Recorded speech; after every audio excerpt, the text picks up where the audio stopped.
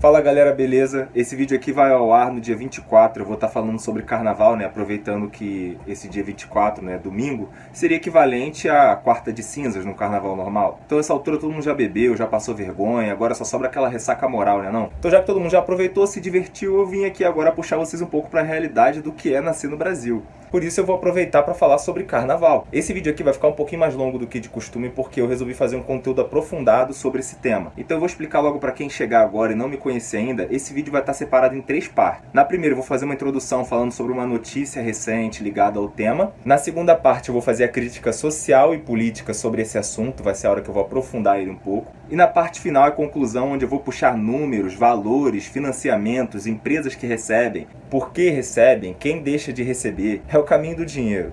Então fica até o final que o conteúdo tá brabo. Então galera, se eu não me engano, mês passado tava rolando um vídeo aí na internet que viralizou, né? Se você não sabe qual vídeo eu vou deixar rolando aí, que é de uma passista que tava lá ensaiando junto com a bateria da Tuiuti. E aí compartilharam o vídeo, que tinha a Branca, né, que era a rainha da bateria do Tuiuti, e tinha a Princesa, que era uma menina negra, as duas sambando ali uma do lado da outra, e a galera começou a fazer comparação e piada na internet, né, falando sobre, olha lá como é que a Branca samba e ela ainda é rainha, olha ali, a Preta tá sambando muito melhor, ela é 1000 vezes melhor e ela é só a princesa. Então pra quem não conhece, já viu que aquilo ali é um prato cheio pra falar sobre racismo, sobre colorismo, todas aquelas coisas que a gente já conhece da militância da esquerda liberal, que tem como marca geralmente debate muito pouco profundo sobre os temas que aborda. E aí tudo isso começou a fazer repercussão na mídia, o negócio ficou gigantesco, várias páginas lacrando, vários influencers fazendo vídeo todo emocionado, debatendo sobre o tema. Legal, só que eles não apresentaram a história como realmente aconteceu. E aí eu vou fazer a parte da fofoca agora pra vocês. O que rolou foi o seguinte: aquela moça branca que assumiu como rainha da bateria, ela não era a primeira cogitada para aquele cargo. Tinha uma outra mulher branca que era de São Paulo, que ia pagar um valor de aproximadamente 300 mil para a escola do Tuiuti para poder ocupar aquela vaga. Sim, aquele cargo ele é comprado, as pessoas compram cargos para ser rainha de bateria por N motivo. E acabou que essa moça que estava no vídeo ofereceu um valor de 500 mil. Então ela tomou o lugar daquela mulher que estava lá de São Paulo. Só que não satisfeita, aquela mulher lá de São Paulo contratou blogueiros, isso mesmo, blogueiros, perfis grandes, verificados, para postar esse vídeo da garota sambando junto com ela para queimar o filme dela. Ou seja, mano, era uma treta ali envolvendo gente com muito dinheiro. Logo o cancelamento veio a cavalo. A galera caiu pra dentro, começaram a xingar a mulher lá, porque eu sou branca, isso, aquilo, outro, racista e tal. Tudo aquilo que vocês conhecem. Fizeram um cancelamento em cima da mina, ela pagou 500 mil pra ser cancelada, ela ficou bolada e falou, devolve meu dinheiro, devolve meus 500 mil. E aí, meu irmão, o pau quebrou, já viu, né? Só que assim, a galera também não explica. Aquela menina negra que é a princesa da bateria, né, sambando ao lado da rainha da bateria,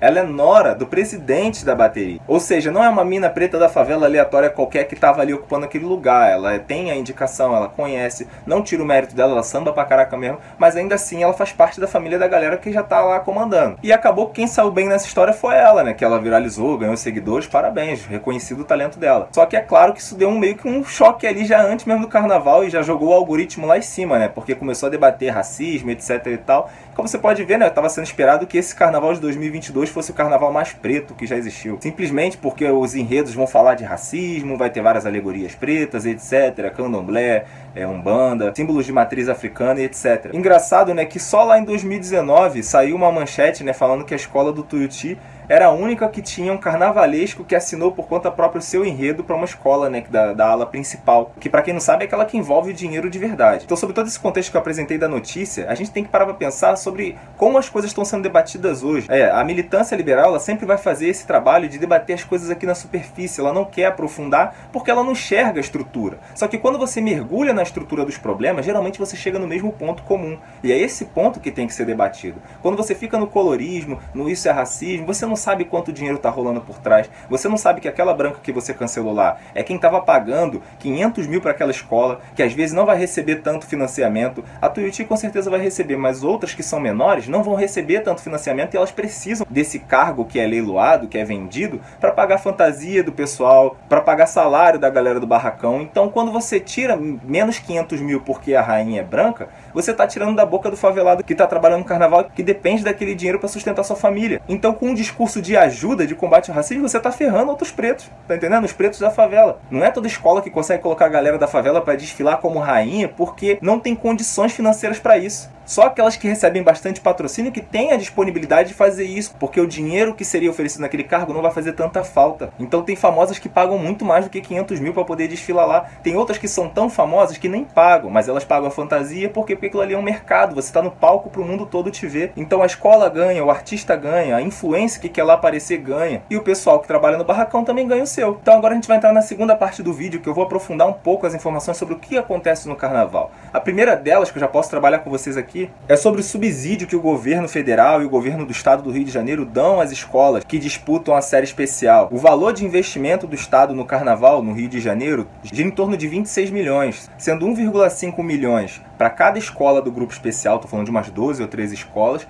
e o restante do grupo de acesso recebe um valor muito inferior. Então o Estado faz esse papel de subsidiar as escolas para lá no início do ano começarem a fazer fantasias, alegorias, etc., porque eles têm interesse no mercado que o carnaval gera na cidade. Não só no Rio de Janeiro, mas nas outras cidades também. Eu vou focar um pouco mais no Rio de Janeiro, que é onde eu moro. Mas isso não é todo o dinheiro que entra no carnaval. Eu vou falar só da forma legal, tá? Do que é deduzido de imposto. A gente sabe que entra por outros lugares também que não vai à tona. Eu vou falar só do valor que é declarado aí em público. Além desses 26 milhões que o governo federal e o governo do estado colocam no carnaval para girar essa máquina aí, as empresas privadas também patrocinam o carnaval, como é o caso, por exemplo, da empresa Light. Aquela empresa de luz que corta seu fio lá no poste num domingo de manhã, é ela mesma. Em 2019, ela fechou um acordo com a Rio Tour para fazer um investimento de 15 milhões no carnaval. Só que o engraçado é que se você fizer a checagem da dívida ativa do estado do Rio de Janeiro no mês de abril, eu vou deixar os links todos na referência, é só você clicar no link da bio, lá no meu perfil, @criadefato no Instagram, que você vai acessar todos os links de tudo que eu tô falando aqui. Lá tem o link do PDF de documento com CPF e CNPJ dos maiores devedores do estado do Rio de Janeiro. E logo lá no topo, com 1,5 bilhões de dívida ativa, no mês de abril, tá a Light. Segundo o estudo do Poder 360, o carnaval fomenta uma economia de 8 bilhões. Essa imagem que está aparecendo para você é um gráfico bem grande, eu cortei algumas partes, mas você pode acessar o link lá na referência. Basicamente, nesse documento, eles falam como o carnaval é uma coisa maravilhosa, que cresce a economia, gera emprego, aquece o mercado, e tem um custo mínimo do investimento do Estado, que seria esses 26 milhões que eu falei, sendo que esse valor é dividido meio a meio. 13 milhões ficam por parte do Estado do Rio de Janeiro, 13 milhões por parte da União. E faz-se uma estimativa de que é necessário 150 milhões de investimento para que se faça o carnaval no Rio de Janeiro funcionar. Então, fora esses 26 milhões, o resto vem da iniciativa privada. Só que você vai perguntar, Matheus, quem são os patrocinadores do carnaval? Isso é um pouco complicado de achar em larga escala. O que eu consegui encontrar, justamente nessa pesquisa do Poder 360, são de 80 milhões que foram investidos no Carnaval do Rio de Janeiro através da empresa Dream Factory. Então a gente imagina que isso aí nem seja um investimento completo, já que fica na casa dos 150 milhões, ali tá batendo uns 100 milhões, então ainda faltaria um dinheiro. Por isso eu fui atrás de saber quem é essa Dream Factory. E eu vi que o capital social dela tá na faixa dos 30 milhões. Então uma empresa que tem um capital social de 30 milhões não consegue investir 80 milhões. Logo eu imaginei que essa empresa seria uma empresa de marketing que faria o investimento pelos seus clientes. E aí eu fui puxar os clientes e eu encontrei as empresas que financiam o carnaval. Dentre elas a gente pode citar a Ambev, a Light, a TIM, o Globo, Pepsi e entre outras. Eu não vou falar todas aqui, mas eu gostaria de destacar duas em especial, que é a Ambev e a Light. Eu deixei os links na referência sobre a empresa e também sobre o CEO dessa empresa, que é o Cláudio Romano Vaz Moreira. Ele é marqueteiro, né, e é o CEO dessa empresa, e eu vou deixar também o portal lá para vocês acessarem o site deles e ver todas as relações que eles fazem em eventos com o governo, desde a maratona e etc. Eles têm bastante relação nesses eventos grandes que o Rio de Janeiro faz. Então, puxando para a Ambev, né, que é essa empresa tão conhecida, né, da cerveja que todo mundo bebe, eu gostaria de destacar essa manchete, né, que fala do lucro recorde tido em 2021 em comparação também a 2020, que foi um outro ano que eles quebraram o recorde.